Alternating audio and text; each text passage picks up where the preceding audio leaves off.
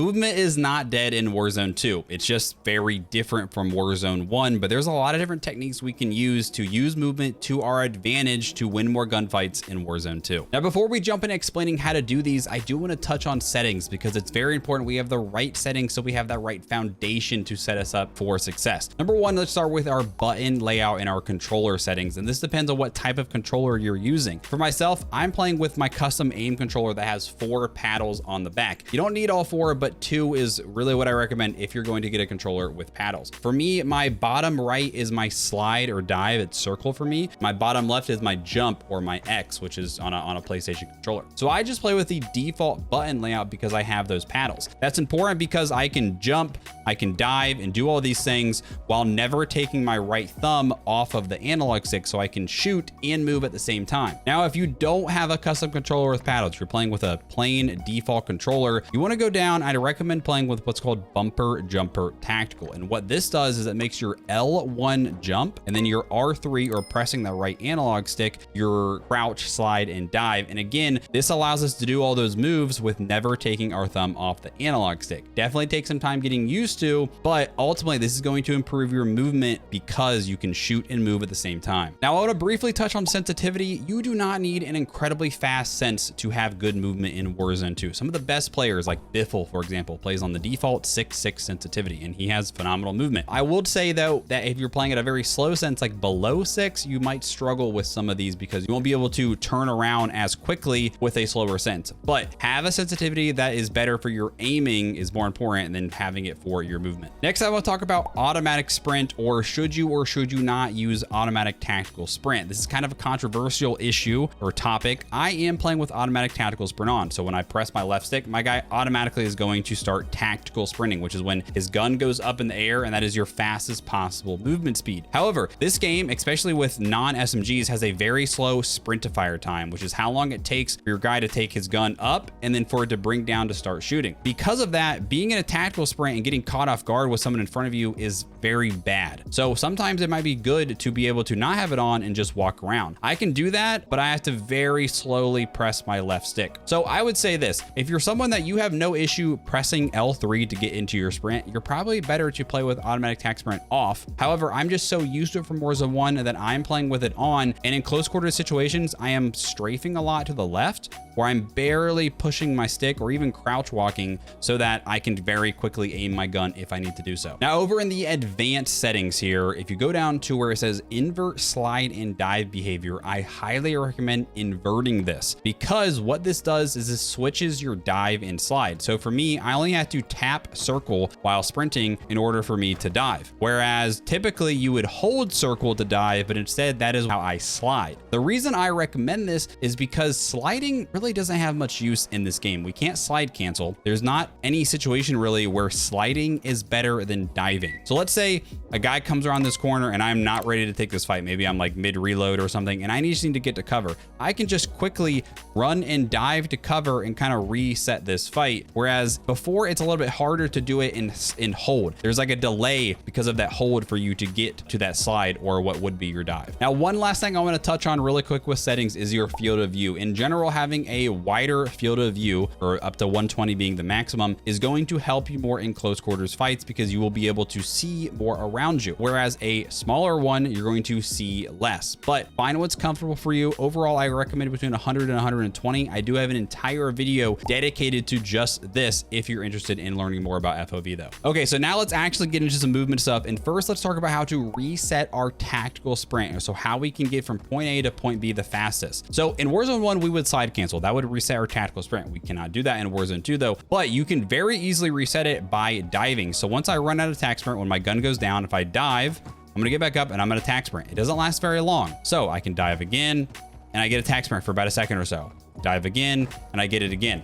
And this does 100% make you move faster from point A to point B because there's been times where the gas is on my heels and I'm just barely now outrunning it by doing this. But when I start diving, I start to catch up and be able to outrun it. Now, there is one other way you can do it. But if you have a throwing knife, it tends not to work. So right now I have a throwing knife and when my guy has it, sometimes it doesn't work like there. So if I get rid of that throwing knife though, if I bash, it tends to work more consistently. So just keep that in mind, but you can run and then you can melee, and that should also reset it. Personally, I think diving is just slightly faster though, and you don't have to worry about if you have a throwing knife. So that is typically what I do in game. All right, now let's discuss how to peek corners in Warzone 2. Now in Warzone 1, this would be a perfect time where we would run up, we would slide cancel out into the open because it would very aggressively put our character out there very quickly for us to get shots and whatnot. We can't do that in Warzone 2. So instead, there's a few options. Number one, there is the jump peek, but we need to keep in mind that when we jump, our ADS, our aim down sight speed, is much slower compared to if you're just standing. So it's important that you start that jump in ADS earlier. So we don't want to do it right at the edge of the corner. We actually want to start a little bit farther back here and start so that when we're landing, our guy is already out there. And this is quicker than if we were to just, you know, strafe out and peek here. And this gun actually has a very fast strafing speed, so it's even worse on a lot of other guns, such as like an AR. It's a little bit slower to do this. With an AR, we don't necessarily want to do this because look how slow that is with an AR, or imagine with an LMG. So instead, what we want to do is, and you just want to run up here and start it as you come around the corner. So we are running and we are starting it just as we come around the corner. Or even if you want to simplify it, you can definitely just strafe out here with an AR. But it's important that we are not strafing out into the open here where we have, you know, we're totally exposed and now we have to run back to cover if we need to. We want to stay as close to that cover or that wall as possible and expose yourself as little as possible, because the key to this game is to find ways to not take damage. This game has a very fast time to kill, very slow movement overall. So we want to put ourselves in a position to not take damage and always utilize cover. Now, what happens if we got out here, we put ourselves in a bad spot? Let's say there's two guys right over here and they are staring at me. If I try to take this gunfight, I am going to lose because I'm outnumbered. I have no cover to fight off. So this is a perfect situation where we want to use that dive mechanic to just get out of here and reset the fight. Talked about it a little bit earlier, but as long as you get to that sprint just a little bit, you can dive. And that right there is why I prefer the automatic tactical sprint on, because it's so much easier to just push on the left stick and then dive out of the way to cover. But now let's say we did this. Let's say we dove out of cover. Should I now re-peek the angle like this, or should I, you know, do a jump peek? The answer ultimately is no, because chances are if they're a decent player, they're going to be staring right at where you just were. Instead, this is the perfect time to just do a simple reposition. Go around and take it from the other angle, or even better, try to completely flank around, get to an area where you are not seen. You can get behind them. The biggest rule of thumb in this game is utilizing movement to avoid damage and then repositioning to take fights from a different angle. All right, but what about close quarters movement? Can we utilize movement to avoid taking damage when we don't have anywhere to go? So let's say hypothetically, I'm standing here and this door busts open. There's a guy right there. Should I just, you know, should I jump? Should I try to dive?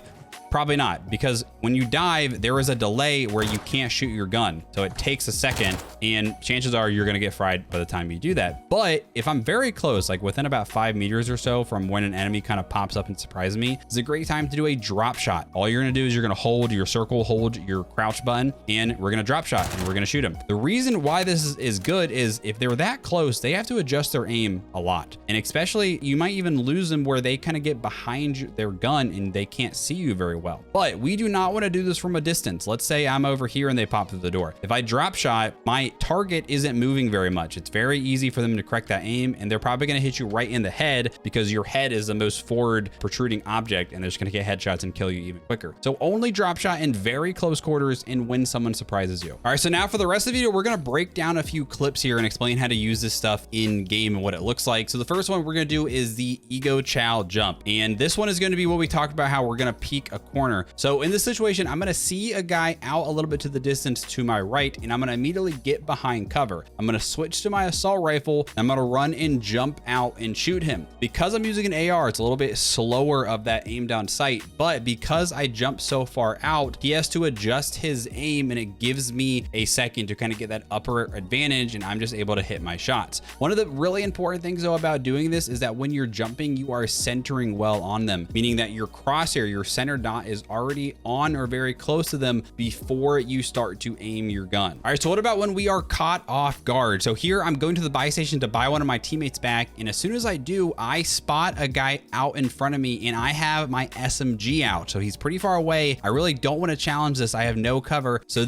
I'm going to dive to cover to kind of reset this, and you can dive really far. So once I do that, I dive, I switch to my AR, and then I'm going to peek up, staying behind that cover the entire time and just fry him with my RPK. All right, now let's show a few examples of when to drop shot. So here we're trying to rotate the zone in the end game, and I'm going to get caught off guard by 2 players very close to my right. I could have potentially dove to cover to reset, but with 2 right in front of me and the first one was already starting to shoot at me, I just went ahead and went for the drop shot. And you're going to see my health was I was absolutely one shot, but that drop shot probably made him miss 1 or 2 bullets and allowed me to get the first one and then flick to the next one and go ahead and get him. Now, this is another example of a drop shot where I was completely taken by surprise. A guy comes out of a bathroom right behind me and he's super close to me. So I'm going to just turn around, drop shot, and that drop shot's going to cause him to miss a few bullets and allow me to win this gunfight that I should have lost. So what if you are too far away to drop shot and you have nowhere to dive to cover? Well, this is a situation of that where someone jumps out to me around on my left side here. He's too far to drop shot and I don't have anywhere to dive to. So what I'm going to do is I'm going to sprint forward along this wall to where I kind of get out of his angle where he can't really see me. And then I'm going to immediately jump out and to the side of him, kind of that jump chow, and be able to kill him in a close quarters fight. Now, can you break cameras in Warzone 2? The answer is yes. It's just a lot harder and you kind of need the right timing to do so. So in this situation, a guy runs by me to my left. Now, I could have just sat here, pre-aimed it, but I wanted to get aggressive and challenge this because I didn't think he saw me. So I end up just running and jumping around the corner, and he peeks the corner at the exact time that I am running and jumping around, and it ends up basically breaking his camera where he has to completely turn around to find me, and I end up getting an easy kill. This is hard to do because of 1, the slower movement speed, and 2, the lack of audio in this game. It's harder to use those audio cues to have an idea of where people exactly are, but it is still possible. So guys, I hope you found today's video helpful. If you're interested in getting one of my aim controllers, I will leave a link to this down in the video description and in the pinned comment with my code TCaptainX to use at checkout to save you some money. By the way, if you want more help on my additional settings or just how to improve your aim in general about this game, check out my bot to pro video, which I will also link in the video description. Thanks for watching, guys. Have a great one. We'll see you in the next one.